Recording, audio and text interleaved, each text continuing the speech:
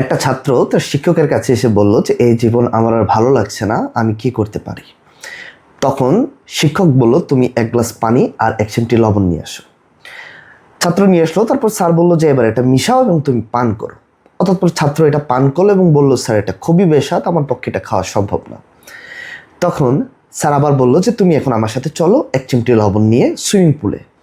তখন তারা দুজনেই সুইমিং পুলের কাছে চলে গেল এবং ছাত্র সুইমিং পুলে লবণ মিশালো এবং স্যার বলল, তুমি এবার এই পানিটা পান করো। তারপর ছাত্র ওই পানিটা পান করলো এবং বলল যে স্যার এবার ঠিক আছে, এটা পান করা যায়। তখন স্যার বলল, কি বুঝলে জীবন থেকে?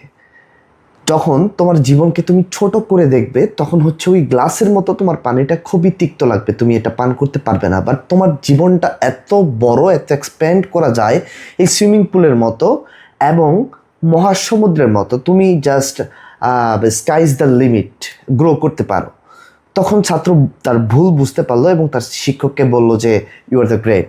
সো আমরাও এখান থেকে শিখতে পারি যে আসলে আমাদের জীবন এতটাও ছোট না যে আমরা ক্ষুদ্র কথায় বা ক্ষুদ্র আঘাতে জীবন ত্যাগ করব, এরকম কোনো ডিসিশন নিতে পারি। সো ভালো থাকবেন সবাই। এরকম আরও ভিডিও পেতে আমার ফেসবুক পেজটি ফলো করে দিবেন এবং ইউটিউব চ্যানেল এবং টিকটকে ফলো করে দিবেন। ধন্যবাদ সবাইকে।